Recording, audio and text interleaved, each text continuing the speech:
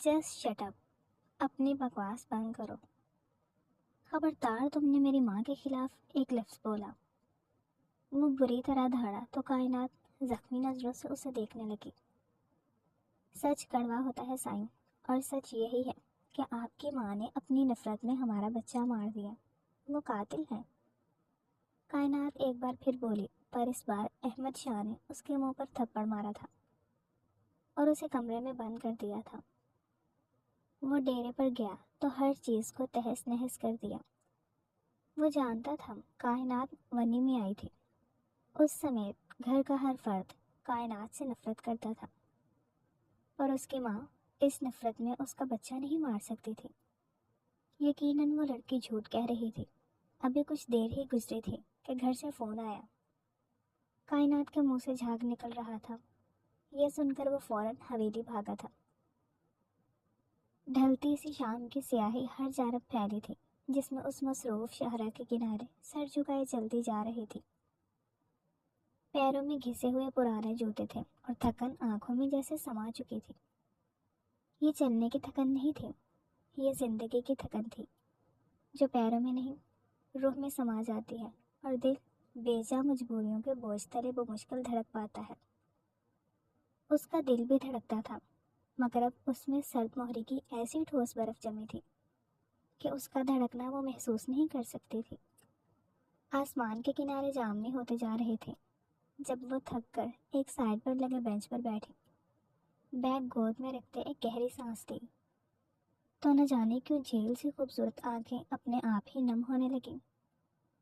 उन आंखों की खूबसूरती नमकीन पानियों के उस पार मजीद दिलकश लगने लगी, जो सड़क के दूसरी जानब खड़े उस लड़के को रुकने पर मजबूर कर गई। अहमद, चल, गाड़ी ठीक हो गई। उसके दोस्त ने गाड़ी को दोबारा स्टार्ट करते बाहर से आवाज़ लगाई, मगर वह उसकी जानिब मुतवज्जा नहीं था। उसकी सारी हसासियत सिर्फ उसे देखने में सिर्फ थी, जो आसमान की जानिब देखती न जाने क्या तलाश कर रही थी। आंखों से बहता शिफाफ पानी रुखसारों को भिगोता जा रहा था। क्या हुआ, किधर गुम हो? उसका दोस्त चंद लम्हे बाद गाड़ी से वापस उतर आया। वो दूसरी जानिब टेक लगाए आराम से खड़ा था। कुछ नहीं। अहमद ने साथ के आने पर चौंक के नज़र उस लड़की पर से हटा ली, तो फिर वो उससे कहता लड़की की जानिब बेइख्तियार ही मुड़ गया। ओह, तो ये मामला है। उसने शरारत से अहमद शाह को टहोका दिया। उसका खो जाना उसे समझ आ गया था। कैसा मामला? अहमद शाह ने सर झटकते उसे डपटा। गाड़ी ठीक हो गई हो तो चले। वो मुस्कुराहट से जाए सामने खड़ा था। अहमद शाह ने उसे मुकम्मल तौर पर नज़रअंदाज करते गाड़ी में बैठ गया। साथ ने कुछ नहीं कहा, बस पलटकर उस लड़की को देखा, जो शायद उनकी वहाँ मौजूदगी को जान गई थी और अब अपनी चादर से मुंह छुपाकर बैठी थी। साथ महफूज सा मुस्कुराते ड्राइविंग सीट पर आ बैठा। अहमद शाह को उसने शायद पहली बार किसी लड़की को यूं देखते पाया था। तुम कहो तो उस लड़की को घर छोड़ देते हैं। साथ ने गाड़ी दोबारा स्टार्ट की, मगर उसकी बात पर वो बरहम होते उसकी जानिब मुड़ा। तुम्हारी बहन लगती है। वही फाड़ खाने वाला अंदाज। साथ ने नफी में सर हिला दिया। वो पत्थर था। उसमें किसी ऐसे जज्बे की तलाश ही क्यों की उसने। मेरी तो नहीं, लेकिन तुम्हारी बहन बन सकती है, बात करूं जाकर। वो जल के बड़बड़ाते गाड़ी को रिवर्स कर रहा था। अहमद ने घूर कर उसे देखा। बको मत और गाड़ी ठीक से चलाओ, बरहमी से कहते उसने चेहरा खिड़की की जानिब मोड़ लिया। जो हुक्म सरकार। साथ ने मुस्कुराहट से कहते गाड़ी सड़क पर सीधी कर ली। अहमद ने कोई जवाब नहीं दिया।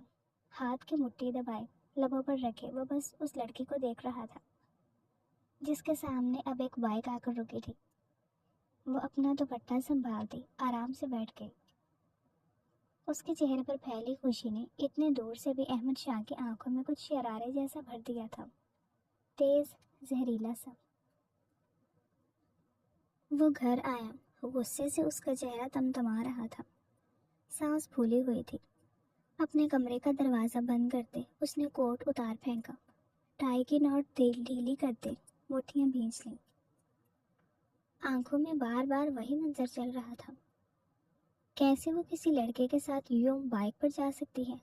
احمد شاہ کا بس نہیں چلتا تھا، وہ اس لڑکی کو اس حرکت پر گولی مار دے، مگر وہ اس کی پہلی اور آخری محبت تھی، چاہ کر بھی اسے کوئی نقصان نہیں پہنچا سکتا تھا۔ وہ بے بسی کی انتہا تھی۔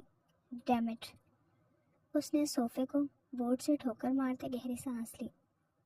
اگلے ہی پل اس نے پینٹ کی جیب سے موبائل نکالا اور ایک نمبر پر کال ملائی۔ ہیلو سر، آپ اس وقت؟ کال اٹھانے والا تعجب سے بولا، کائنات کہاں رہ رہی ہے اور کس کے ساتھ رہ رہی ہے؟ مجھے کل صبح تک ساری انفارمیشن اپنے ناشتے کی میز پر چاہیے، چبا چبا کر کہا اور ٹھک سے کال کاٹ دی۔ بالوں میں انگلیاں پھیر کر چند مزید گہری سانسیں لی۔ غصہ کم ہوا تو صوفے پر بیٹھا، ٹیک لگا کر آنکھیں بند کی تو ماضی کسی فلم کی طرح یاد کے پردے پر چلنے لگا۔ 3 سال پہلے یہ پنجاب کا ایک چھوٹا سا گاؤں علی پور تھا۔ شہر کے کنارے بسے اس گاؤں کی خوبصورتی دیکھنے لائق تھی۔ لہلہاتے گندم کے کھیت اور گلابی آنچل اوڑے پگ ڈنڈیوں پر بھاگتی کمسن لڑکیاں، بڑے بڑے پیپل کے درختوں پر لگے جھولے اور ان جھولوں پر جھولتی وہ نازک حسینائیں۔ یہ ویسا ہی تھا جیسا اس نے سنا تھا۔ آج پہلی بار وہ اپنے آبائی گاؤں آیا تھا۔ لندن سے پڑھنے کے بعد وہ وہیں جاب کرتا تھا۔ اس کی ساری فیملی اب کراچی شفٹ ہو چکی تھی۔ ان سب کا یہاں واپس لوٹنا مشکل تھا، مگر اس گاؤں میں ان کی ایک پشتینی حویلی تھی۔ بابا سے اس نے سن رکھا تھا کہ وہ بہت ہی بڑی اور خوبصورت ہے۔ اس کے بابا ہر دوسرے ماہ وہاں کا چکر لگا جاتے تھے۔ وہ وہاں کے وڈیروں میں شمار کیے جاتے تھے۔ خاندانی دشمنی کی بنا پر جب اس کے چاچو نے حریفوں کا ایک نوجوان بیٹا مار دیا، تب سے وہ دشمنی مزید بڑھ گئی تھی۔ چودھری ان کی جان کے دشمن بنے بیٹھے تھے۔ ان کو یہ گاؤں مجبوراً چھوڑنا پڑا تھا، مگر آج اتنے سال بعد وہ واپس آیا تھا۔ اپنے کاروبار کو وسیع کرنے کے لیے اس کے بھائی کو پیسوں کی ضرورت تھی، اس لیے وہ اپنے زمین کا کچھ حصہ فروخت کرنا چاہ رہا تھا، مگر وہ یہ نہیں جانتا تھا کہ یہ اس کی زندگی کی سب سے بڑی غلطی بننے جا رہی ہے۔ وہاں کیا کر رہے ہو احمد؟ چلو حویلی چلنا ہے۔ وہ جو کب سے پیپل کے درخت پر لگے جھولے کو مسکرا کر دیکھ رہا تھا، بڑے بھائی کے بلانے پر چونک کر مڑا۔ کچھ نہیں برو، بس آ رہا ہوں۔ وہ سر جھٹک کر مسکرا دیا، پلٹ کر جھولے کو دیکھا۔ کچھ دیر پہلے چند لڑکیاں وہاں جھولا جھول رہی تھی، مگر جیسے وہ یہاں آیا وہ سب سروں پر دوپٹے ٹھیک کرتی درخت کے پیچھے جا چھپی۔ شاہو چلو بھی، دیر ہو رہی ہے۔ عالم شاہ نے جب اسے ہلتے نہ پایا تو وہ خود اس تک چلا آیا۔ کیا دیکھ رہے ہو؟ عالم شاہ کے پوچھنے پر وہ گڑبڑا گیا۔ اب کیا بتاتا؟ وہ لڑکیوں کو دیکھ رہا تھا۔ اوہ سوری برو، میں بس یہ پیپل کے درخت کو دیکھ رہا ہوں، کتنا بڑا ہے یہ۔ شرمندگی چھپانے کے لیے وہ ایسے ہی بولنے لگا۔ درخت کے پیچھے چھپی لڑکیاں دھیما دھیما بول رہی تھیں۔ ہاں تمہارے لندن میں ایسے درخت نہیں ہوتے نا، اس لیے بڑا لگ رہا ہے شاید۔ عالم شاہ ہنس دیا، وہ جانتا تھا درخت کے پیچھے کون ہے۔ جھانکتے سر اس نے آتے ہی دیکھ لیے تھے۔ لندن میں اس سے بڑی بڑی عمارتیں ہیں، وہاں کا کام ایسے درختوں کا۔ حسب عادت لندن کی برائی پر وہ برا مان گیا۔ عالم شاہ نے ہنستے ہوئے اس کے کندھے پر ہاتھ رکھا۔ اچھا جی، تمہارا لندن زیادہ پیارا ہے، اب چلو حویلی چلنا ہے، مسکرا کر کہتے وہ آگے بڑھ گئے۔ احمد شاہ چند پل رک کر درخت کے پیچھے سے جھانکتے گلابی آنچل دیکھتا رہا۔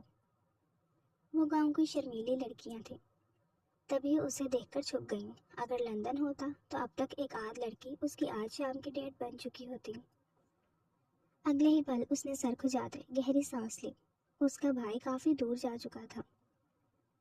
وہ ہونٹوں پر سیٹی کی دھن بجاتا اس کے پیچھے ہو لیا۔ اسے گاؤں کی شرمیلی لڑکیاں پسند آئی تھیں۔ وہ حویلی میں پہنچ چکے تھے۔ عالم شاہ تو یہاں آتا رہتا تھا، اس لیے زیادہ حیران نہیں تھا، مگر احمد 20 سال بعد لوٹا تھا۔ جب وہ یہاں سے گیا تو محض 5 سال کا تھا۔ بولی بسری حویلی اکثر اسے خواب میں آتی تھی، مگر آج وہ اس کے سامنے کھڑا تھا۔ سرخ اینٹوں سے بنی وہ حویلی کافی پرانی تھی۔ بیرونی دروازہ بہت بڑا تھا، اس کی لکڑی پر خوبصورت نقش و نگار بنے تھے اور دیواریں قدیم مغلی فن ثقافت سے مزین تھیں۔ احمد ہر چیز کو بڑے شوق سے دیکھ رہا تھا۔ حویلی کے ملازم ان کی آؤ بھگت میں اندر باہر جاتے دکھائی دے رہے تھے۔ عالم شاہ نے زمین کے معاملات طے کرنے والے منشی کو یہیں بلا لیا تھا۔ اب وہ اندرونی بڑے صحن میں بڑے آم کے درخت کے نیچے بیٹھے تھے۔ میز پر فائلز کھلی پڑی تھی، ساتھ چائے بھی رکھی تھی۔ احمد اس آم کے درخت کو پہچانتا تھا۔ بہت سالوں پہلے وہ اس نے اپنی دادی کے ساتھ مل کر لگایا تھا۔ واؤ بھائی، یہ درخت کتنا بڑا ہو گیا ہے، امیزنگ۔ وہ حیرانی لیے درخت کے نیچے چلا آیا۔ عالم اس کی جانب متوجہ ہوا۔ بی جان کے ساتھ مل کر یہ تم نے ہی لگایا تھا نا، تمہیں یاد ہے؟ عالم شاہ کے پوچھنے پر وہ پرجوش ہوتے مسکرایا۔ آنکھوں کی چمک بڑھ گئی۔ ہاں مجھے یاد ہے، مگر اب یہ کتنا بڑا ہو گیا ہے اور اس کے ساتھ آم بھی لگے ہیں۔ وہ اب اس کے تنے کے پاس کھڑا درخت کو چھو کر دیکھ رہا تھا۔ جھکی شاخوں پر کچے آم لگے تھے، وہ بھی کافی تعداد میں۔ ہر سال میٹھے آم مورے تمہیں لندن بھیجتی ہیں، وہ اس درخت سے تو اتارے جاتے ہیں پگلے۔ عالم اس کی حیرت پر محبت سے مسکرا رہا تھا۔ اپنا چھوٹا بھائی اسے جان سے زیادہ عزیز تھا۔ ریلی؟ اس آم کے درخت سے اتنے اچھے آم آتے ہیں؟ مجھے یقین نہیں آ رہا۔ وہ حیران ہوتا عالم کے پاس لگی کرسی پر آ بیٹھا۔ لو، اس میں یقین نہ کرنے والی کیا بات ہے، تم ابھی کھا کر دیکھ لو۔ عالم نے ایک ملازم کو اشارہ کیا تو وہ جلدی سے آم کے درخت کی چوٹی سے کچھ پک چکے آم اتار لایا۔ کچھ دیر برف میں انہیں ٹھنڈا کرنے کے بعد جب وہ احمد کو پیش کیے گئے تو اس کی خوشی دیکھنے لائق تھی۔ اسے تو یقین نہیں آ رہا تھا کہ اتنے عمدہ اور میٹھے آم کا درخت اس کا اپنا لگایا تھا۔ وہ پورا دن وہاں رکے تھے۔ ملازموں نے کھانے کا اچھا سا انتظام کر لیا تھا۔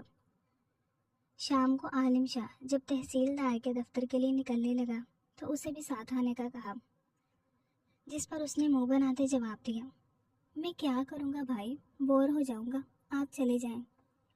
وہ سچ میں اب بور ہو رہا تھا۔ یہاں انٹرنیٹ نہیں تھا تو موبائل بھی بیکار تھا۔ یہاں پر بھی تو بور ہو جاؤ گے، اس سے بہتر ہے ساتھ چل لو۔ عالم شاہ اسے ساتھ لے کر جانا چاہتا تھا۔ وہ اسے یہاں گاؤں میں اکیلے چھوڑنے سے ڈر رہا تھا۔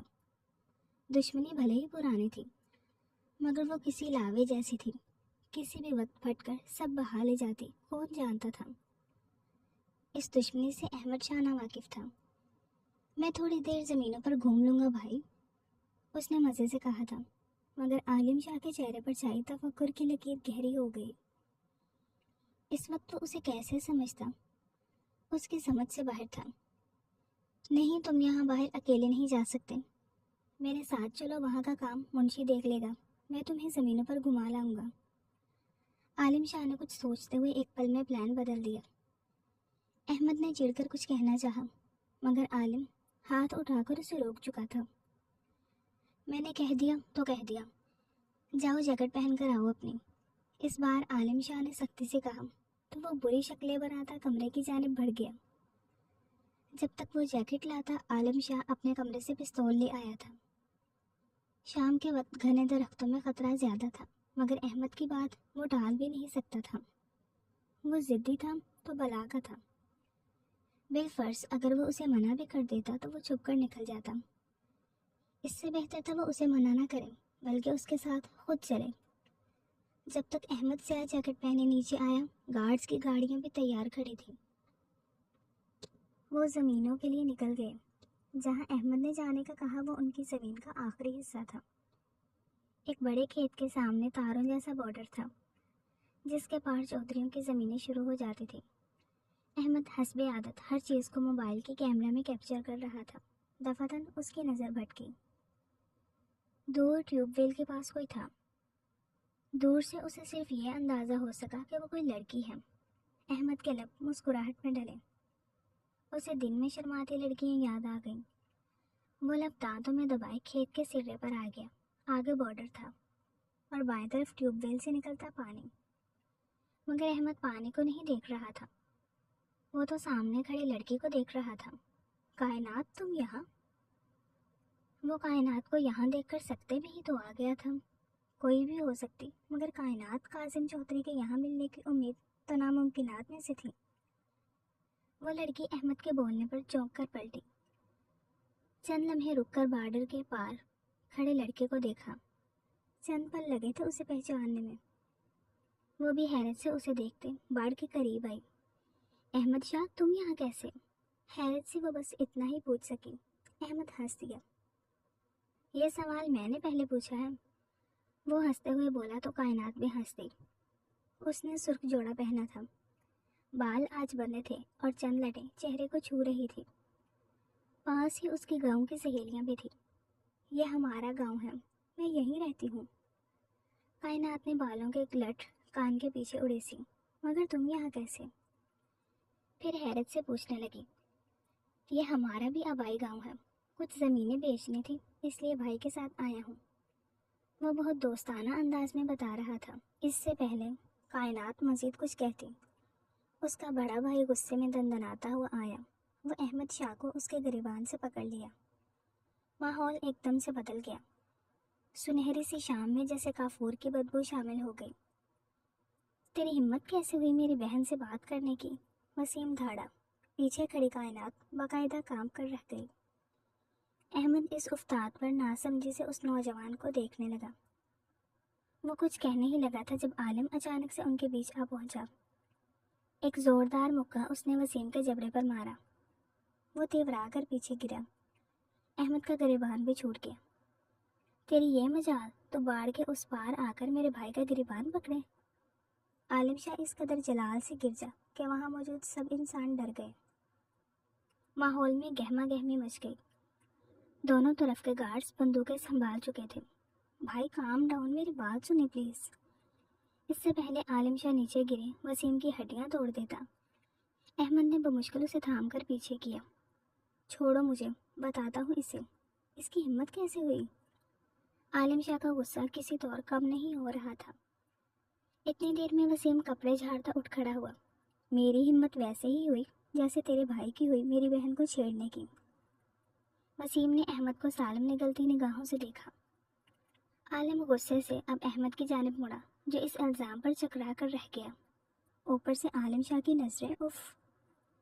اسے خود ہی شرمندگی ہونے لگی۔ بھائی میرا یقین کریں، ایسا کچھ نہیں ہے۔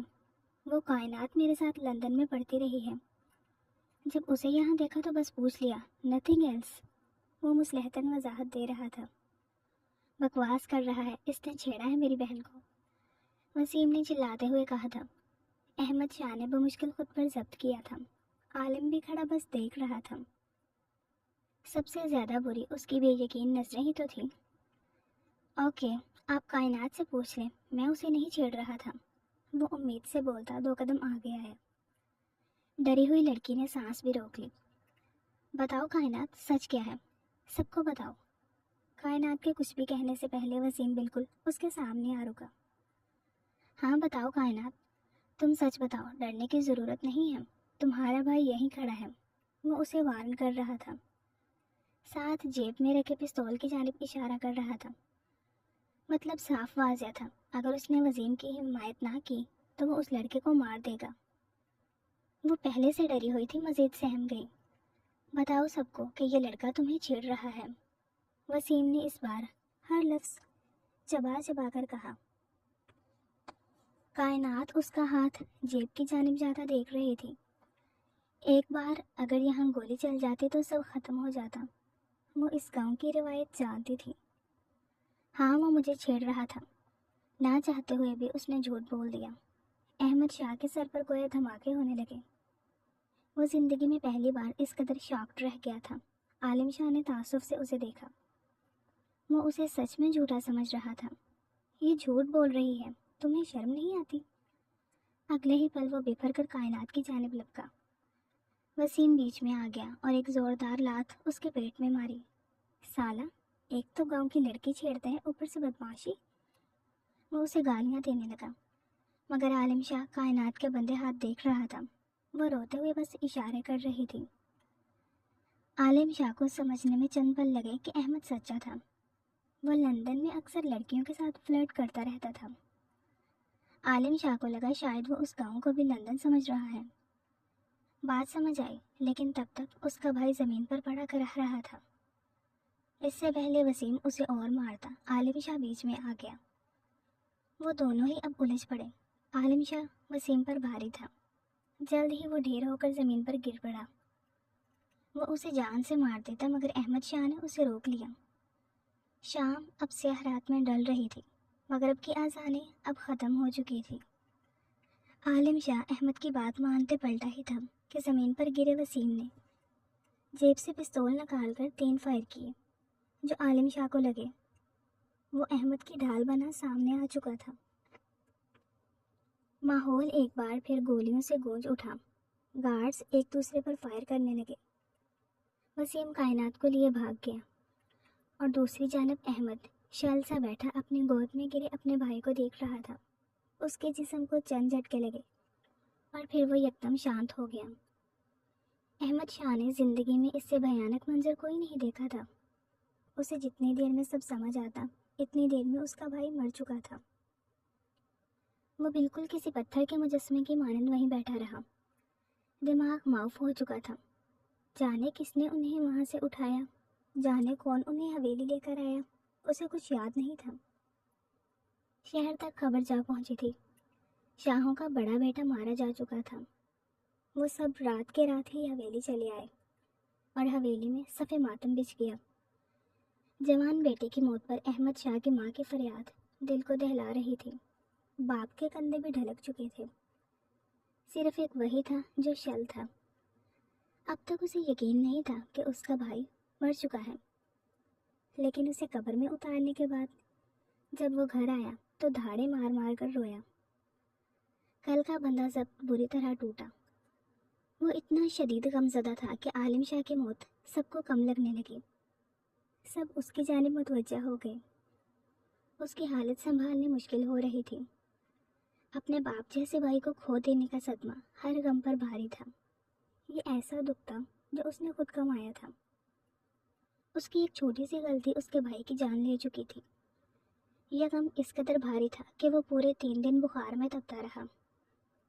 مگر یہ کون جانتا کہ یہ آتش زدہ بخار تھا، ایک ایسی آتش جو ہر لمحے بڑھتی ہی جا رہی تھی، جس کی تپش برداشت سے باہر تھی، اور اس آتش میں وہ کائنات کا اعظم اور اس کے پورے خاندان کو جلا کر راکھ کر دینا چاہتا تھا۔ عالم شاہ کی موت کو آج 3را دن تھا۔ دعا کے بعد مہمانوں کے جانے کا سلسلہ بھی شروع ہو چکا تھا۔ وسیم کے خلاف FIR کٹوا دی گئی تھی، مگر اس کا باپ علاقے کا MNA تھا، اس لیے اس پر ہاتھ ڈالنا مشکل ہو رہا تھا، مگر شاہوں کی پہنچ بھی اوپر تک تھی۔ IG کی کال پر وسیم کو بلاخر گرفتار کر لیا گیا تھا۔ پورے گاؤں میں ہنگامہ برپا تھا۔ سب چودھریوں کے خلاف تھے اور خود کاظم چودھری بار بار عاصم شاہ سے رابطہ کرنے کی کوشش میں تھا۔ اس کے بیٹے کو وقتی ہی صحیح گرفتار کر لیا گیا تھا۔ اب اس کے پاس درمیانی راستے کے علاوہ کوئی چارہ نہیں تھا۔ عاصم کو جب اس کی 10ویں کال آئی تو وہ احمد کے کمرے میں موجود تھا۔ اس کا بخار آج تھوڑا کم ہوا تھا، مگر نکاہت اور کمزوری کی وجہ سے وہ بستر سے اٹھ نہیں پا رہا تھا۔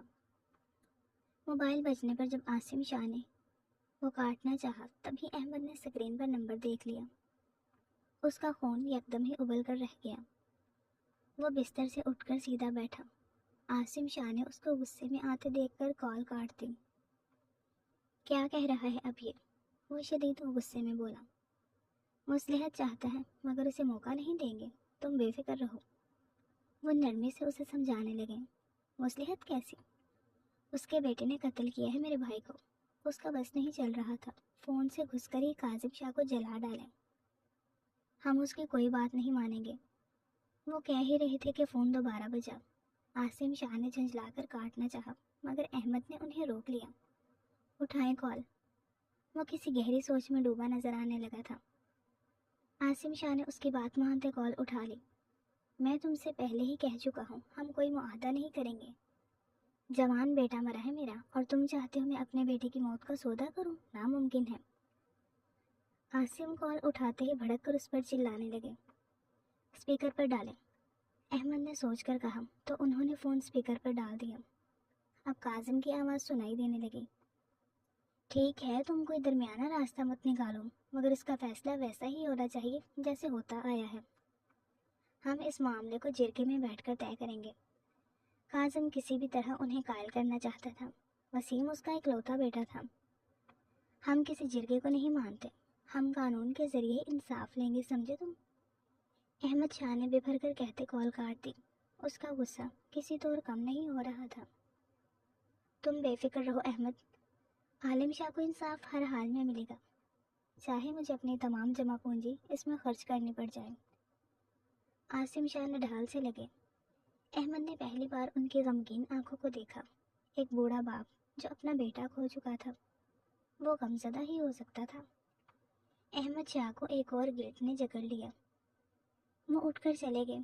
2 دن میں ہی وہ کمزور لگنے لگے تھے۔ احمد سارا دن اپنے کمرے میں ہی رہا۔ اس کے دماغ میں بدلہ لینے کے منصوبے بنتے رہے، مگر کچھ ایسا سمجھ نہیں آ رہا تھا جس سے وہ اس پورے خاندان کو تباہ کر سکے، سب سے زیادہ کائنات کاظم کو، جس کے جھوٹ کی وجہ سے یہ سب ہوا تھا۔ میں اپنی فیملی میں سب سے زیادہ لاڈلی ہوں، بابا اور بھائی کی جان ہوں میں۔ اسے یاد آیا تھا اس کا کہا یہ جملہ۔ کائنات اسی کے ساتھ لندن میں پڑھتی تھی۔ وہ ایک اچھی لڑکی تھی۔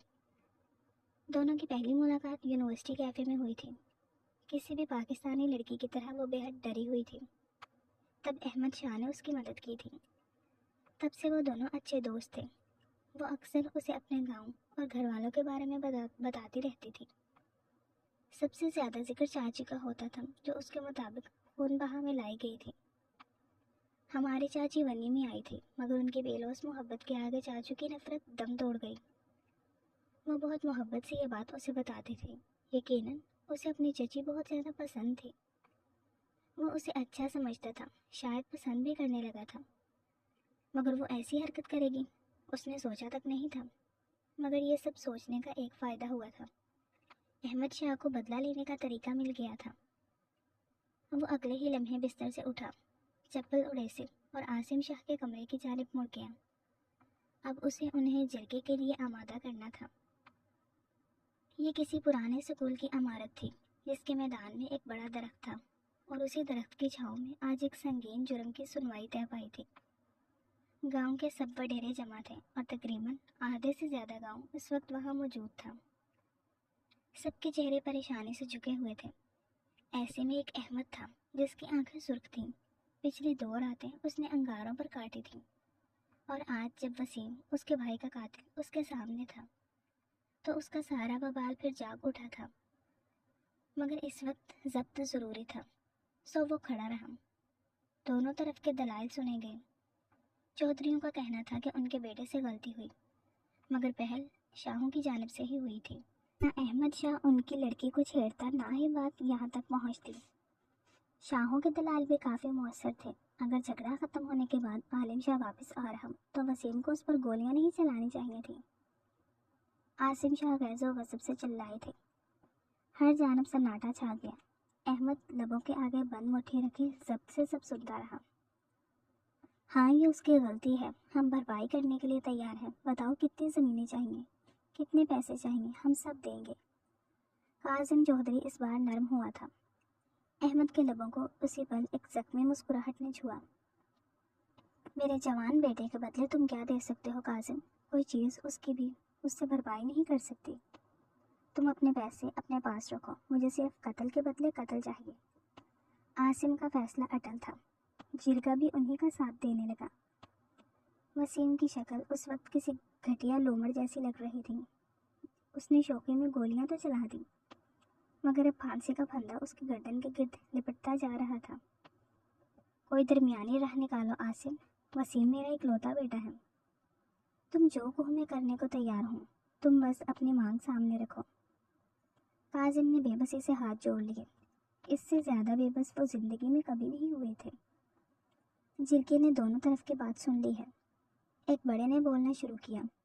سب اس کی جانب متوجہ ہو گئے، اور ہم اس فیصلے پر پہنچے ہیں۔ بہرحال قتل وسیم نے کیا ہے، اور قتل کے بدلے قتل یہی روایت ہے۔ مگر اگر عاصم چاہے تو وہ کوئی درمیانی راہ نکال سکتا ہے، لیکن جرگے کی اس پر کوئی زبردستی نہیں ہوگی۔ بڑے آدمی نے فیصلہ سنا دیا۔ جرگے میں یکدم ہی سرگوشیاں ہونے لگی. سب اب خاموش اور منتظر نگاہوں سے عاصم شاہ کو تکنے لگے. اس سے پہلے وہ کچھ کہتا ایک سرد سی آواز سنائی تھی. احمد شاہ اپنی کرسی پر بیٹھے بیٹھے کہنے لگا, ہم معاہدے کے لیے تیار ہیں, مگر وہ بات کرتے کرتے رکا. جرگے میں سب اس کی جانب مڑ گئے. عاصم نے انجان نظروں سے اسے گھورا. جانے وہ کیا چاہتا تھا, مگر اس کے اگلے جملے نے سبھی واضح کر دیا. ہمیں زمین جائیداد نہیں چاہیے, ہمیں ونی میں آپ کے خاندان کی لڑکی چاہیے. جیسے میرے چچا کے قتل کے عوض ہمارے خاندان کی ایک لڑکی ونی ہو کر گئی تھی. وہ اتنی سختی سے بولا کہ چودھریوں کو سانپ سونگ گیا. کاظم البتہ تھوڑا مطمئن ہوا.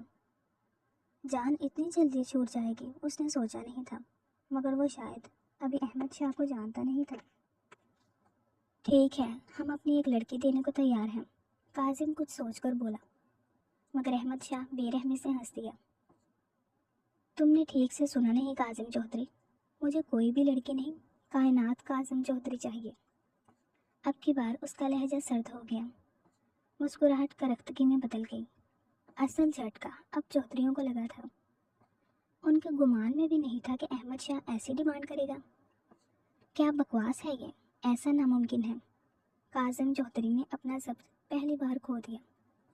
وہ شدید غصے میں دھاڑا. تو پھر کلمہ پڑھ لو وسیم کاظم. اگلی دھاڑ احمد شاہ کی تھی. اس نے جیب میں رکھا پستول نکال لیا اور سیدھا وسیم پر تان دیا. یہ سب کیا ہے, ایسے مت کرو, دیکھو تحمل سے میری بات سنو. کاظم کا دماغ ہل گیا. احمد شاہ موت سے سنجیدگی لیے تھا. عاصم شاہ اب خاموش بیٹھے تھے. ان کی سمجھ میں اب سب آنے لگا تھا. احمد کا فیصلہ بہترین تھا, وہ اسی کا ساتھ دینے والے تھے. پچھلے 2 گھنٹے سے تم ہی سنا رہے ہو, اب سننے کا وقت ختم, فیصلے کا وقت ہے. یا تو ونی میں اپنی بیٹی دو یا پھر اپنے جوان بیٹی کی موت سامنے دیکھو. احمد شاہ اس وقت واقعی خطرناک لگ رہا تھا. کاظم کے ساتھ وسیم کے چہرے پر بھی پسینہ چمکنے لگا. وہاں موجود ہر انسان نے سانس تک روک لی تھی. میں 3 گننے تک انتظار کروں گا کاظم چودھری, اس کے بعد فیصلہ میرا ہوگا. احمد نے پستول کا ٹریگر دبا دیا. 1. عاصم شاہ نے ایک زخمی مسکراہٹ سے کاظم کو دیکھا. اس کے چہرے پر ہوائیاں اڑی ہوئی تھیں, بالکل جیسے عالم شاہ کی لاش دیکھ کر ان کے چہرے پر اڑی تھی. 2. احمد شاہ نے پستول کی نلی وسیم کے سینے پر سیٹ کی. مڑ کر کاظم پاشا کو دیکھا. ایک پل کا کھیل بچا تھا. احمد کی آنکھیں سرخ ہو گئیں. 3. ہمیں منظور ہے. اس سے پہلے وہ گولی چلاتا کاظم چودھری یکمشت چلایا. جرگے میں سناٹا مزید بڑھ گیا. کاظم بے حد تھکا ہوا لگا. ہمیں منظور ہے, میں اپنی بیٹی دینے کو تیار ہوں. وہ نڈھال سا کرسی پر گرا. وسیم نے کرب سے آنکھیں میچ لی. اس کی زندگی میں یہ دن آئے گا, اس نے سوچا تک نہیں تھا. احمد نے پستول جیب میں رکھ لیا. آج اسی وقت میرا نکاح کائنات سے کروایا جائے, اور اس کے بعد اس کا چودھریوں سے کوئی رابطہ نہیں ہوگا. اس نے اگلی شرطیں بھی بتا دیں, اور یوں اگلے 1 گھنٹے میں ایک اور بنت ہوا بھائی کی زندگی بچانے پر قربان کر دی گئی. اور کائنات کاظم اب کائنات احمد شاہ بنے. احمد شاہ کے ساتھ ان کی حویلی آ گئی. جلدی کام کر, پھر تجھے کپڑے بھی دھونے ہیں. ایک نوکرانی نے اسے جھڑکا تو اس کے ہاتھ تیزی سے چلنے لگے. اسے حویلی میں آئی دوسرا دن تھا, اور اس کے ساتھ وہی غیر انسانی سلوک روا رکھا گیا تھا جو ونی میں آئی لڑکی کے ساتھ رکھا جا سکتا تھا. نازوں میں پلی کائنات آج دوسرے ہی دن مرجھا کر رہ گئی تھی. وہ اپنے گھر میں سب کی لاڈلی تھی. اس سے اونچی آواز میں آج تک بات نہیں کی تھی کسی نے, مگر قسمت کی ستم ظریفی تھی کہ اس کے اپنے ہی اسے درندوں کے آگے ڈال چکے تھے. میرے بیٹے کی زندگی اب تمہارے ہاتھ میں ہے کائنات. احمد نے اس کی جان بخشی میں تمہیں مانگا ہے. پرسوں جب اس کے بابا جرگے سے اچانک لوٹے تھے تو وہ بھاگ کر سب سے پہلے ان کے پاس گئی تھی. کیا ہوا بابا, کیا فیصلہ کیا جرگے والوں نے؟ اس کے سوال پر جو جواب آیا تھا وہ اس کی روح فنا کرنے کے لیے کافی تھا. بابا, آپ ایسا کیسے کر سکتے ہیں میرے ساتھ؟ آپ وسیم کو بچانے کے لیے مجھے قربان کر دیں گے. حالانکہ غلطی میری نہیں تھی, اسی کی تھی. وہ اس ظلم پر احتجاج کرنے لگیں. حویلی کی ساری عورتیں جمع ہو گئی تھیں. بابا خاموش رہے، انہوں نے کوئی جواب نہیں دیا۔ وہ پھٹی آنکھوں سے انہیں دیکھنے لگی۔ ماں دیکھیں بابا کیا کہہ رہے ہیں، وہ مجھے ونی کر آئے ہیں۔ وہ بھاگ کر ماں کے پاس گئی، پھر نم آنکھیں لیے کھڑی اپنی ونی میں آئی چاچی کو دیکھا۔ آج وہ ان کا دکھ سمجھ رہی تھی۔ چاچی دیکھیں یہ سب کیا بول رہے ہیں، ایسا کیسے کر سکتے ہیں یہ میرے ساتھ؟ وہ چلاتی رہی، ایک ایک کر کے سب کے پاس جاتی رہی، مگر کسی نے کچھ نہیں کہا۔ اسے تیار کر دو، اس کا نکاح آج ہی احمد شاہ سے طے پایا ہے، کاظم نگینہ بیگم کو کہہ کر نکلنے لگے۔ اس نے ان کا بازو پیچھے سے پکڑ لیا۔ نہیں بابا، آپ ایسا نہیں کر سکتے، کہہ دیں یہ سب جھوٹ ہے، آپ اپنے بیٹے کو بچانے کے لیے مجھے قربان نہیں کر سکتے۔ وہ آخری بار امید لیے بابا کے پاس گئی تھی۔ انہوں نے غصے میں اس کا بازو جھٹک دیا۔ میں اپنے بیٹے کو بچانے کے لیے تم جیسی 1000 بیٹیاں قربان کر سکتا ہوں، کیونکہ تم نے تو بعد میں بھی جانا ہی ہے، آج چلی گئی تو کیا قباحت۔ ان کے لہجے میں حقارت تھی، مگر کائنات کا دل تو ان کے الفاظ نے توڑا تھا۔ وہ اتنے سنگ دل تھے کہ آج ہی اس پر انکشاف ہوا تھا، اور یہ صدمہ بہت بھاری تھا۔ تب سے اس کا چیخنا چلانا سب بند ہو گیا تھا۔ جب اس کے اپنے ہی اسے مارنا چاہتے تھے تو وہ زندگی مزید کس لیے جیتی؟ اس نے خاموشی کی چادر اوڑھ لی۔ احمد سے اس کا نکاح ہو گیا۔ وہ ایک اچھا انسان تھا، وہ اسے بہت اچھے سے جانتی تھی۔ بس ایک یہی امید باقی تھی کہ بھلے ہی باقی سب اس کے ساتھ غلط کریں مگر احمد نہیں کرے گا۔ مگر اس کی یہ سوچ صرف تب تک تھی جب تک وہ اس کے کمرے میں نہیں پہنچی تھی۔ برتن دھوتی کائنات کی آنکھیں ماضی کی یادوں پر برسنے لگی تھی۔ اس نے سارے برتن صاف کیے اور آنسو پونچھتے پچھلے آنگن میں چلی آئی۔ وہاں کپڑوں کا ڈھیر رکھا تھا اور وہ سب ہاتھ سے دھونے تھے۔ صبح سے اس نے صرف پانی پیا تھا اور کھانا تب ہی ملنا تھا جب وہ سارا کام ختم کر لیتی۔ کپڑوں کا ڈھیر دیکھتے ہی اسے چکر آنے لگے تھے۔ یہ تھکاوٹ ان زخموں کے آگے کچھ نہیں تھی جو کل رات احمد نے اسے دیے تھے۔ وہ کپڑے لیے پانی کے پاس بیٹھ گئی۔ انداز بالکل کسی کٹ پتلی جیسا تھا۔ آستین پیچھے کرنے پر بازو پر انگلیوں کے نشان نظر آنے لگے، اور اسے کل رات احمد کا غیر انسانی رویہ یاد آنے لگا۔ کل رات وہ ڈری سہمی سے اس کمرے میں بیٹھی تھی۔ دل میں بس ایک امید تھی کہ شاید وہ ان روایتی مردوں جیسا نہ ہو، شاید وہ اسے پیار سے رکھے، کیونکہ اس کے آتے ہی اس کی ماں کا رویہ تو وہ دیکھ ہی چکی تھی۔ تم ورنی میں آئی ہو اپنی اوقات میں رہنا، میرے بیٹے کی قاتل ہو تم، مجھ سے کسی بھی قسم کی ہمدردی کی امید نہ کرنا۔ اس گھر میں تمہارا مقام ملازموں سے بھی نیچے ہے، اور یہ بات کان کھول کر سن لو۔ وہ اسے حقارت سے دیکھ کر اپنے کمرے میں چلی گئی۔ ایک بات کی سو جواب دینے والی کائنات بس چپ چاپ کھڑی رہی، برداشت کرنے کے سوا کوئی چارہ نہیں تھا۔ احمد اسے کمرے میں چھوڑ کر جانے کہاں گیا تھا؟ وہ تب سے بیٹھی بس اس کا انتظار کر رہی تھی، مگر جب وہ آیا تو اس کے ہوش اڑ گئے۔ دروازہ ایک دم زور سے کھلا اور بستر پر بیٹھی لڑکی کام کر رہ گئی۔ اگلے ہی پل وہ جھولتا ہوا اندر آیا۔ اس کا حلیہ دیکھ کر ہی پتہ چلتا تھا کہ وہ نشہ کر کے آیا ہے۔ اس سے پہلے وہ کچھ کہتی، احمد شاہ کھنکارتے ہوئے اس کے نزدیک آیا۔ تمہاری وجہ سے میرا بھائی مر گیا اور تم یہاں آرام سے بیٹھی ہو۔ وہ آتے ہی اس پر جھپٹا، اس کے بالوں کو پکڑ کر چہرہ اوپر کیا۔ کائنات اس افتاد پر بوکھلا سی گئی۔ شراب کی بو اس کے نتنوں سے ٹکرانے لگی تو اس نے سانس روک لی۔ بال اس نے اتنے کس کے پکڑے تھے کہ سر درد کرنے لگا تھا۔ میری وجہ سے نہیں مرا وہ، تکلیف کو برداشت کرتی وہ مشکل بول پائی، مگر اگلے ہی لمحے احمد شاہ کا زوردار تمانچہ اس کے گال پر پڑا۔ تیری ہی وجہ سے مرا ہے میرا بھائی، تیرے جھوٹ نے جان لے لی میرے بھائی کی۔ وہ اس پر دھاڑنے لگا۔ بستر پر اوندے منہ گری لڑکی کا ہونٹ پھٹ گیا۔ اس سے پہلے وہ سنبھل پاتی، احمد شاہ نے ایک بار پھر اسے بالوں سے پکڑ کر سامنے کیا۔ کیا کہا تو نے؟ میں نے چھیڑا ہے تجھے؟ وہ ہنسا، مگر یہ ہنسی نارمل نہیں تھی۔ کائنات کا دل سوکھے پتے کی مانند لرزنے لگا۔ تم نشے میں ہو، میری بات سنو، وضاحت کا ایک موقع دو پلیز۔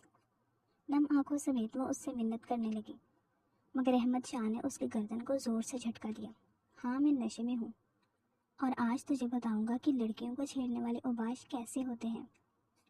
احمد شاہ نے اس کے گردن چھوڑ کر بازو جکڑ لیے اور اگلے ہی پل وہ پوری شدت سے اس پر قابو پا چکا تھا۔